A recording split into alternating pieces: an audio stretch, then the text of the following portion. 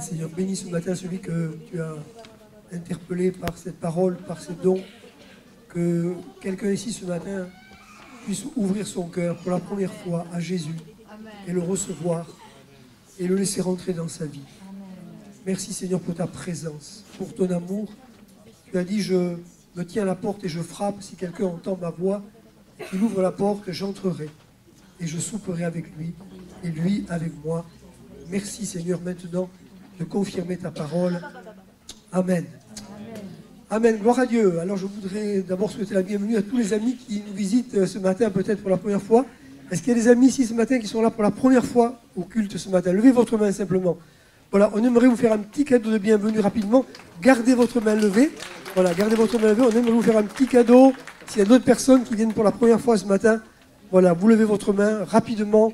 On va vous offrir un petit pack de bienvenue. Et puis ensuite, à la fin de la réunion, il y a une petite réunion qui vous est préparée à la sortie à droite. Il y a une salle où il y a une sorte de pot de bienvenue qui vous sera offert. Donc voilà, n'hésitez pas, on vous attend dans la salle de droite en sortant de ce lieu. Voilà, et bienvenue en tout cas, vous qui venez pour la première fois. Je voudrais vous transmettre ce matin, bien sûr, les salutations de nos cousins québécois. Alors, on n'a pas que des cousins au Québec, hein. On a aussi des frères et sœurs. Et je suis reconnaissant au Seigneur pour cette tournée que j'ai pu faire.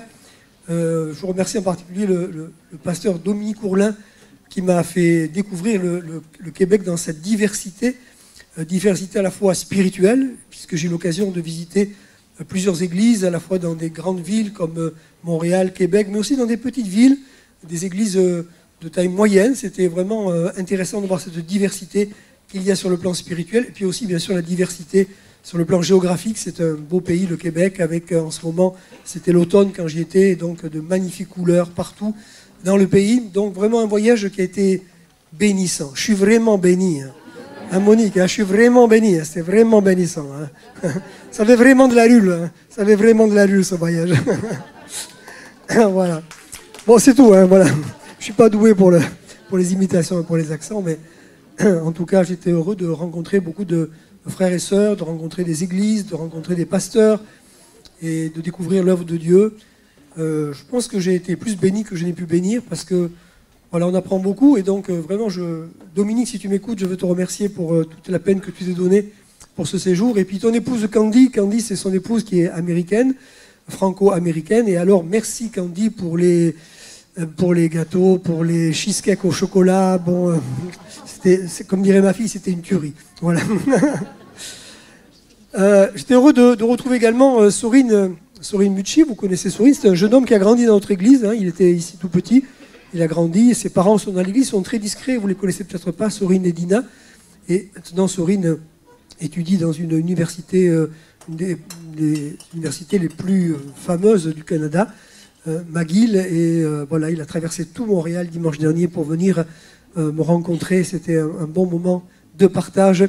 Et je disais aux parents ce matin, vous avez un gentil garçon qui est très brillant intellectuellement et qui aime vraiment le Seigneur. Il est très engagé dans son église. Aujourd'hui, il est dans une église anglophone, juste en face de l'université, qui est, excusez-moi, composée de beaucoup de jeunes. Et voilà, le Québec, c'est aussi beaucoup de jeunes. Un pays jeune, un pays en plein, beaucoup de dynamisme, au carrefour de deux grandes cultures, hein, la culture française et la culture américaine. C'est intéressant, voilà. Pour ma part, en tout cas, je pense avoir appris et reçu beaucoup de choses dans ce séjour. Alors, je voudrais maintenant ouvrir la parole de Dieu avec vous dans l'épître de Jacques, chapitre 1er, verset 21, et vous apporter une parole toute simple ce matin, mais qui pour moi est une grande révélation. Voilà, je reviens du Québec avec une révélation nouvelle, un message que vous n'avez jamais entendu. Vous êtes prêts pour ça? Ça va? Alors nous lisons chapitre 1er de Jacques, verset 22. « Mettez en pratique la parole et ne vous bornez pas à l'écouter, en vous trompant vous-même par de faux raisonnements. Car si quelqu'un écoute la parole et ne la met pas en pratique, il est semblable à un homme qui regarde dans un miroir son visage naturel et qui, après s'être regardé, s'en va et oublie aussitôt comment il était.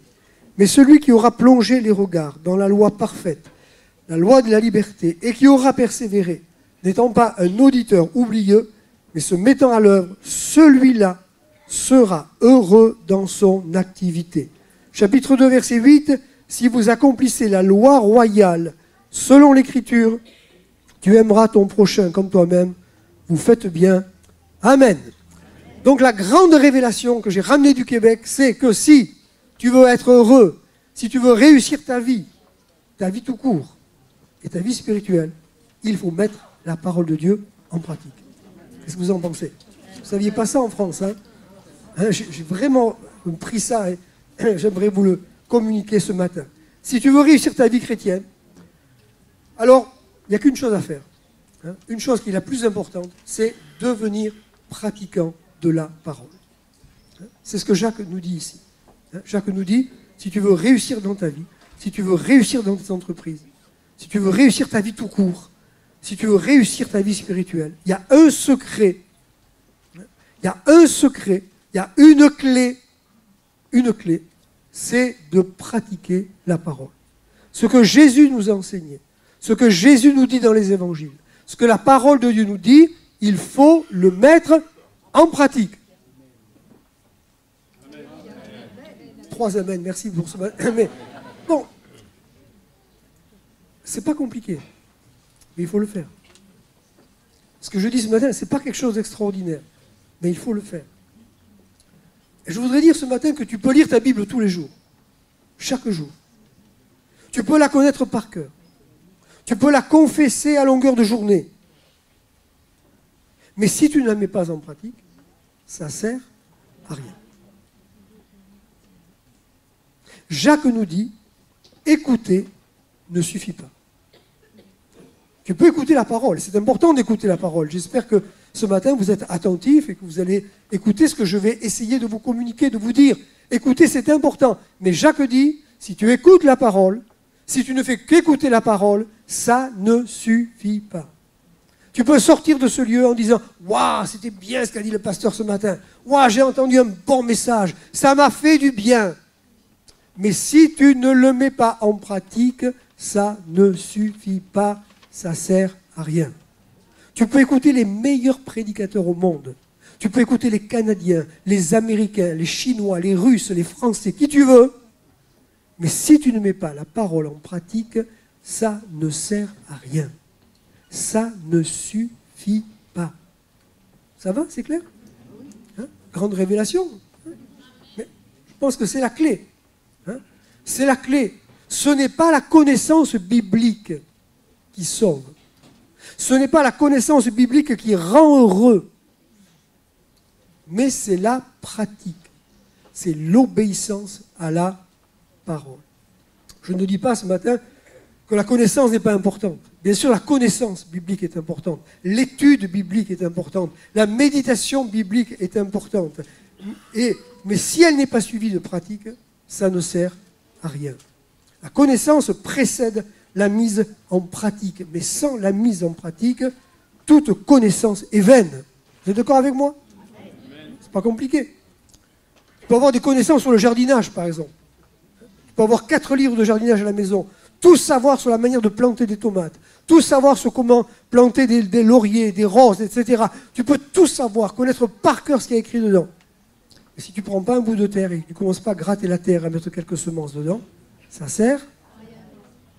D'accord? On est d'accord? C'est vrai pour toutes les formes de connaissances. On peut avoir toutes sortes de connaissances sur cette terre, mais si la connaissance n'est pas suivie par la pratique, ça ne sert à rien. C'est exactement ce que nous dit Jésus. Exactement. Jésus nous dit, c'est pourquoi quiconque entend ces paroles, que je dis et les met en pratique, sera semblable à un homme prudent qui a bâti sa maison sur le roc. Voilà. Jésus ne dit pas, si quelqu'un entend mes paroles, alors il va être heureux. Si quelqu'un entend mes paroles, il va construire sur du solide. Non, Jésus dit, si tu entends ma parole, que tu la mets en pratique, tu vas bâtir sur le roc. Amen. Pas compliqué. Tu vas bâtir sur le roc.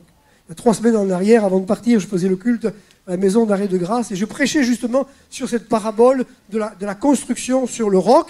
Et après avoir prêché, il y a un détenu qui a levé la main et qui m'a dit « Pasteur, je peux chanter une chanson ?» Oui, oui, pourquoi pas. Je prends un risque. Et tu veux chanter quoi exactement? Alors il se lève, je vous assure, c'est la vérité, il se lève devant tout le monde et se met à chanter. Le fou sur le sable a bâti sa maison. Le fou sur le sable a bâti sa maison. Et il la connaissait par cœur. Waouh! Je lui dis, mais t'as appris ça où? À l'école du dimanche, quand j'étais petit. Hein? Le problème, c'est qu'il n'a pas mis en pratique. Hein. C'est pour ça qu'il est au club Méditerranée, là-haut à Grasse. Hein. Excusez-moi. Bon, voilà. Hein. Ce que Jésus dit, c'est l'enseignement de la Bible. C'est ce que dit Josué, que ce livre de la loi ne s'éloigne point de ta bouche, médite-le jour et nuit. Pourquoi faire? Pour être rempli de connaissances, pour savoir plein de choses, pour en mettre plein la vue aux autres? Non.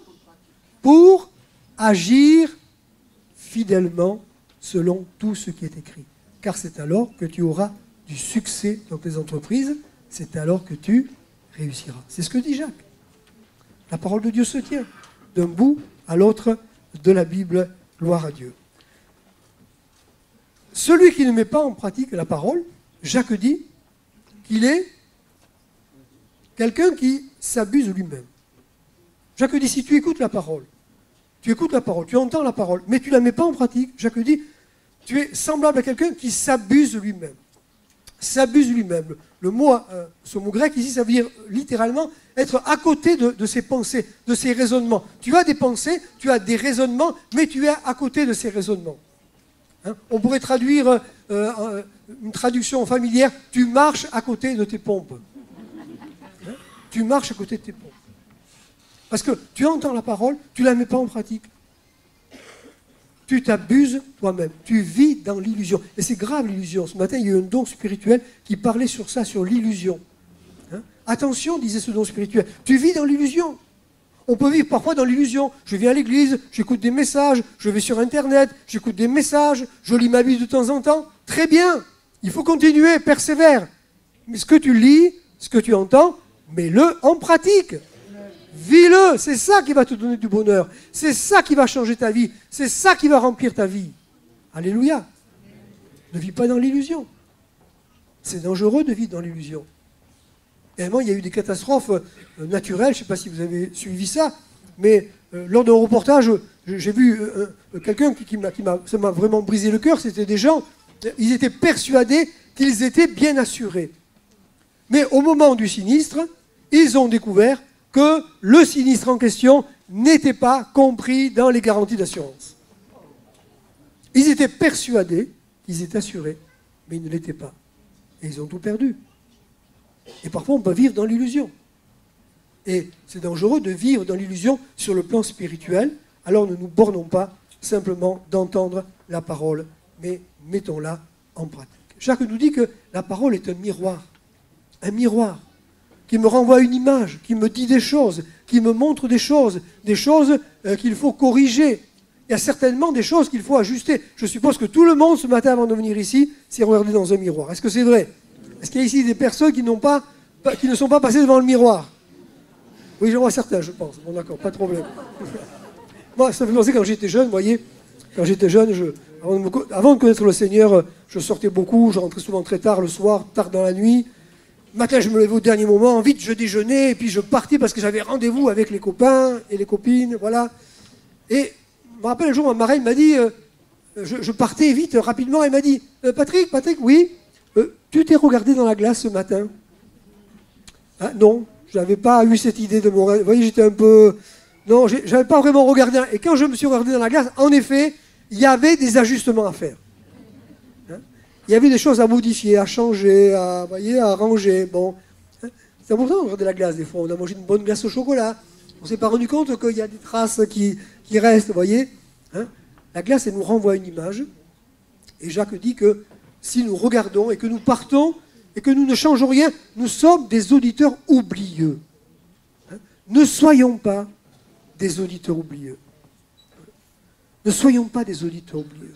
On entend des paroles, on entend des messages. Essayons de nous rappeler ce que Dieu nous a dit. Vous voyez, en toute modestie, je voudrais dire que je fais quelques notes le dimanche matin. Je ne sais pas s'il en reste ce matin, j'ai l'impression que tout est parti. Mais bon, on va en faire d'autres. Je fais quelques notes pour que justement, n'est-ce pas, vous puissiez garder le message, peut-être le relire dans la semaine, Hein, le relire, le reprendre, se rappeler, ne pas tout oublier. Je suis sûr, malheureusement, et ça me brise le cœur, que beaucoup de gens quittent ce culte. 5 minutes après, ont tout oublié ce qu'ils ont entendu. Est-ce que c'est vrai? Et en disant ça ce matin, je pensais à toutes ces braves mères au foyer, ces épouses qui, parfois, passent des heures pour concocter un bon repas. Un bon repas, elles y mettent leur cœur, elles y mettent de l'amour, des ingrédients. Et puis, le repas est mangé en 10 minutes, un quart d'heure, et 5 minutes après, on ne se souvient plus ce qu'on a mangé. C'est frustrant. Mesdames, au nom de la gente masculine que je représente, pardon. Hein, pardon pour toutes les fois où nous avons oublié les bons petits plats que vous avez mijotés. Hein. C'est terrible d'oublier. Hein, d'oublier. Que Dieu nous garde d'être des auditeurs oublieux. Que Dieu nous garde, que Dieu nous aide à nous rappeler la parole, rappeler les enseignements de Jésus, rappeler les prédications que nous avons entendues pour les mettre en pratique. Gloire à Dieu. Dans ce texte, Jacques utilise 3 expressions que j'aime beaucoup, hein, sur lesquelles j'aimerais m'arrêter très rapidement ce matin, n'ayez pas peur, mais ça mérite de s'y arrêter. Pour désigner la parole, Jacques dit, cette parole qu'il nous faut mettre en pratique, Jacques l'appelle la loi parfaite, la loi de la liberté et la loi royale. Amen. Moi, rien que ça, ça me donne envie de la connaître davantage et de la mettre en pratique. Alors d'abord, il y a ce mot un petit peu bizarre, c'est le mot loi. Hein, c'est bizarre que Jacques, un homme du Nouveau Testament, utilise le terme loi. De quoi Jacques parle? À quoi Jacques pense-t-il lorsqu'il utilise le mot loi? Est-ce que c'est l'Ancien Testament? Est-ce que c'est le Nouveau Testament? En fait, je pense que pour un juif comme Jacques, l'Ancien et le Nouveau Testament ne font qu'une seule chose. Parce que Jacques sait que Jésus a dit qu'il est venu non pas abolir, mais accomplir la loi. Et l'enseignement de Jésus, le Nouveau Testament, n'est simplement que la continuité de l'Ancien Testament. Lorsque Jacques parle de loi, il parle de l'ensemble de la parole. Et aussi, il parle des évangiles en particulier, parce que, qu'on le veuille ou pas, l'évangile est une loi de Dieu, la loi de Christ, dira l'Épître aux Galates. C'est la loi de Christ. Et pourquoi? Parce que dans une loi, il y a des commandements. Et il y a des commandements dans l'évangile. Vous voyez, l'évangile, ce n'est pas simplement la grâce, le pardon, l'amour de Dieu, gratuit, et puis tu n'as rien à faire en retour. Ça, ce n'est pas la grâce. C'est une fausse conception de la grâce. La grâce, ce sont aussi des paroles que Jésus nous demande de vivre. Si vous m'aimez, dit Jésus, gardez, quoi? Mes commandements. Celui qui a mes commandements et qui les garde, c'est celui qui m'aime. C'est celui-là qui m'aime. Ce n'est pas seulement celui qui fait de belles prières ou de... Non, celui qui a mes commandements et qui les garde, c'est-à-dire qui les met en pratique. C'est celui qui m'aime.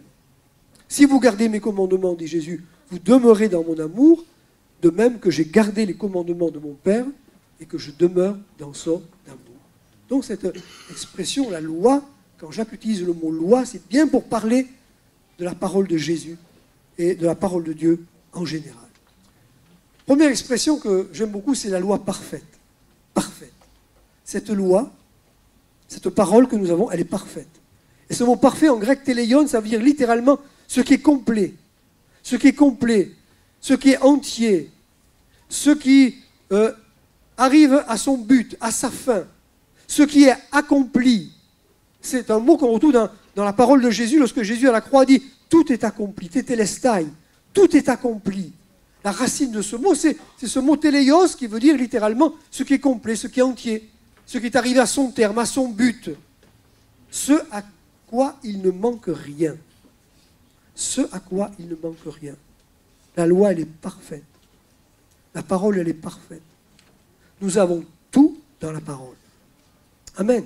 Jacques, certainement, pense à ce texte de l'Ancien Testament, psaume 19, où le psalmiste dit « La loi de l'Éternel est parfaite ». La loi de l'Éternel est parfaite. Et le mot tamim, ici en hébreu, a le même sens. Quelque chose qui est complet, à qui il ne manque rien. Elle restaure l'âme. Le témoignage de l'Éternel est véritable. Il rend sage l'ignorant. Les ordonnances de l'Éternel sont droites. Elles réjouissent le cœur. Les commandements de l'Éternel sont purs. Ils éclairent les yeux. Amen. La loi de l'Éternel est parfaite. Elle est complète. On a tout dans la parole. Vous le croyez ce matin?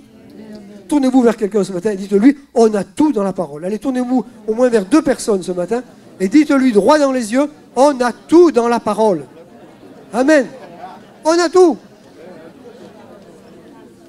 Alors tu peux lire toutes sortes de livres, de bouquins, écouter toutes sortes de prédicateurs, c'est très bien.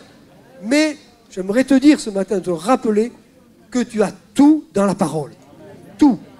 Il ne manque rien. Tu as tout. Il y a beaucoup de livres qui ont été écrits sur la Bible.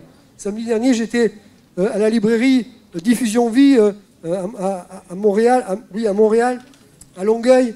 Une librairie magnifique, la plus grande librairie que j'avais jamais vue de mes yeux, avec des milliers de livres. Mais je me disais quand même, tous ces livres, tous ces milliers de livres, tous ces milliers d'auteurs, tous se sont inspirés d'un seul livre, la parole. Amen. Autant raccourcir un peu le chemin, aller directement à la parole. Bon, on dit qu'il vaut mieux s'adresser au bon Dieu qu'à ses saints. C'est bien de lire des livres. Moi, j'en lis un tous les soirs. Mais la parole, c'est important. On a tout dans la parole. On a tout. Tout. Tout ce qui concerne le passé, le présent et l'avenir. Vous savez ça? Tout ce qui concerne notre passé. Parfois, c'est important de se rappeler le passé, le présent, l'avenir. Tellement de questions qu'on se pose sur l'avenir. On a tout dans la parole concernant le passé, le présent et l'avenir. Tout ce qui concerne nos besoins, qu'ils soient spirituels, qu'ils soient humains, qu'ils soient physiques, qu'ils soient matériels, qu'ils soient affectifs, on a la réponse dans la parole. La réponse à toutes nos questions existentielles se trouve dans la parole. Dieu sait qu'on se pose des questions. Qu'est-ce que je fais ici-bas? Quel est le sens de ma vie? À quoi je sers? Où je vais? Nous avons la réponse dans la parole. Alors plongeons nos regards dans cette parole. Elle est parfaite. Et si elle est parfaite, elle a le pouvoir de nous rendre parfaits. Amen. Pas au sens de, plus de défauts, pas de faiblesse, mais parfait dans le sens de accompli. Accompli. Être ce que Dieu veut que nous soyons. L'apôtre Paul dira dans le chapitre 4 des Éphésiens que le but de Dieu, c'est que nous soyons des hommes faits, des femmes parfaites. Le mot « fait » ici en grec, c'est le même mot qui est utilisé pour désigner la loi parfaite. Téléios en grec. Ça veut dire ce qui est accompli, ce qui est arrivé à son but, à son terme, ce à qui ne manque rien. Et c'est ce que Dieu veut que nous soyons. La loi parfaite est capable de nous donner des vies parfaites, des vies accomplies, où rien ne manque. Gloire à Dieu. Deuxième chose, c'est la loi de la liberté. Alors là, il y a un petit problème, parce qu'il y a deux mots qui sont un petit peu antagonistes, non? Loi, liberté. Loi, liberté. En principe, pour nous, quand il y a loi, il n'y a pas de liberté. Pour beaucoup de gens, la liberté, c'est l'absence de loi, justement. C'est l'absence de règles. Et quand il y a une loi, quand il y a des règles, on a le sentiment qu'il n'y a pas de liberté. Pour nous, quand il y a loi, il y a contrainte, il y a obligation, il y a interdit. Pourtant, sans loi, il n'y a pas de vraie liberté. Vous savez ça? Que sans loi, sans règles, on n'aime pas les règles, je le sais, mais sans loi, sans règles, il n'y a pas de vraie liberté. Quand il n'y a pas de loi, quand il n'y a pas de règles, il y a anarchie. Anarchie, ça veut dire désordre, confusion, due à l'absence de règles. C'est comme si vous deviez circuler dans une ville, dans un pays, où il n'y ait pas de code de la route. Vous voyez, imaginez que vous deviez circuler dans une ville où il n'y a pas de loi, il n'y a pas de règles, pas de sens interdit, pas de feu, pas de sens giratoire. Florian, qu'est-ce que tu en penses? Tu confirmes, Florian? Florian, c'est un policier qu'on va baptiser cet après-midi. Est-ce qu'on peut l'applaudir, Florian? Voilà. Alléluia. Imaginez une ville où il n'y a pas de limitation de vitesse. Ça, c'est des interdits. Comment? On m'interdit de rouler à 100 à l'heure en ville. On m'interdit de rouler à 180 à l'heure en ville. On m'interdit de rouler dans le sens que je veux. Moi, j'ai envie de prendre le giratoire à gauche. Vous voyez? On m'interdit de passer par cette rue étroite. On m'interdit de rouler sur le trottoir. Il y en a un à Nice, il n'y a pas longtemps, il a roulé sur le trottoir. La liberté, elle est liée à la notion de règle, de loi. Sans loi, il n'y a pas de liberté. Il y a de l'anarchie. Et s'il y a de l'anarchie, je ne suis plus libre. Vous savez, la liberté, elle est inscrite au cœur de la loi. En grattant un peu l'hébreu, j'ai découvert quelque chose d'intéressant dans ce texte d'Exode 32, verset 16, où il est dit les tables de la loi étaient l'ouvrage de Dieu et l'écriture était l'écriture de Dieu gravée sur les tables. Et le mot gravé, rarout en hébreu, c'est quasiment le même mot que rerout, liberté. En fait, c'est la même racine en hébreu. Wow, la même racine. Il n'y a que les voyelles qui changent. La prononciation. Mais le mot s'écrit exactement pareil. Rarout, ce qui est gravé, ce qui est inscrit. Et rerout, c'est la liberté. L'hébreu nous rappelle que la liberté est gravée, inscrite au cœur de la loi. Amen. Ça m'a fait penser à un livre que j'ai lu il y a quelques années en arrière, un livre qu'une amie m'avait prêté. C'est un livre dont le titre était « Ces interdits qui nous libèrent ». Oui, c'était contradictoire, hein. Ces interdits qui nous libèrent. Et en fait, ce livre a été écrit par un juif, docteur en théologie, docteur en psychologie, psychothérapeute, etc., etc. Voilà, une grosse tête, un pratiquant, qui a écrit un livre pour démontrer que la loi, justement, la loi, les commandements, qui nous semblent souvent être des empêcheurs de tourner en rond, sont justement le garant de la liberté de l'homme. Et de manière très fine et très psychologique, il montre comment, quelque part, la loi, l'interdit, la règle, elle est importante dans la liberté de l'être humain. Amen. La liberté est gravée, rarout, au cœur de la loi, rerout, liberté. Alléluia. C'est ce que Jésus nous a enseigné lorsqu'il dit « Si vous demeurez dans ma parole, vous connaîtrez la vérité vous affranchira ». Pour Paul, on peut être esclave soit du péché qui conduit à la mort, soit de Dieu qui conduit à la justice. Hein, il faut choisir. Mais si tu veux être vraiment libre, il faut accepter de porter le joug du Seigneur. La liberté ne consiste pas à faire tout ce qui nous plaît ou tout ce qui nous passe par la tête. Mais la vraie liberté consiste à obéir à la parole de Dieu. Vous savez, enfreindre les lois, les règles, faire ce qu'on a envie, ce qui nous passe par la tête, ça nous conduit où? Ça conduit en prison. En prison. C'est-à-dire l'absence de liberté. Vous savez, en prison, je faisais le culte hier après-midi, j'avais 26 détenus, et je regardais quelqu'un en particulier, parce qu'en prison, on n'a pas que des grands délinquants, vous savez. On n'a pas que des voyous en prison. On a aussi des pères de famille. Des pères de famille, des gens sans histoire, mais qui un soir se sont pas mal alcoolisés. Et qui, malgré qu'ils étaient alcoolisés, ont pris la voiture. Et ont roulé trop vite, parce qu'ils étaient alcoolisés. Ils ne se rendaient plus compte qu'il y avait des règles, qu'il y avait des lois. Et puis ils ont renversé quelqu'un. Et puis le brave père de famille, il a pris 6 mois ferme, en première condamnation. Primaire, on appelle ça en prison. 6 mois ferme. C'est cher payé, hein. Ça fait mal, vous savez. Hein. Quand un père de famille qui travaille, qui n'a jamais eu d'histoire avec la justice, se retrouve à Grasse, au Club Méditerranée, 6 mois ferme, dans 9 mètres carrés, hein. Mais parce qu'il y a des lois, il y a des règles.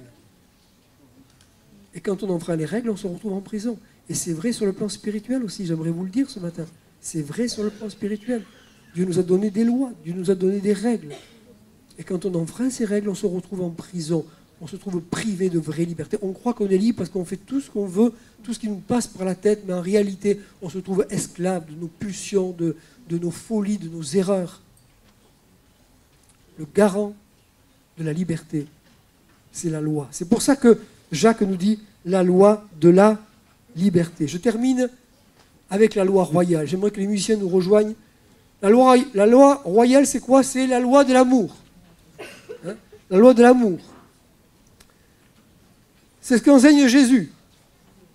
Lorsqu'un jour un homme est venu pour lui dire « Seigneur, quel est le plus grand des commandements ?» Jésus a dit « Voilà, tu aimeras l'Éternel ton Dieu de tout ton cœur, toute ton âme, toute ta force, et puis ton prochain comme toi-même. » De ces 2 commandements, dit Jésus, dépendent toute la loi et les prophètes.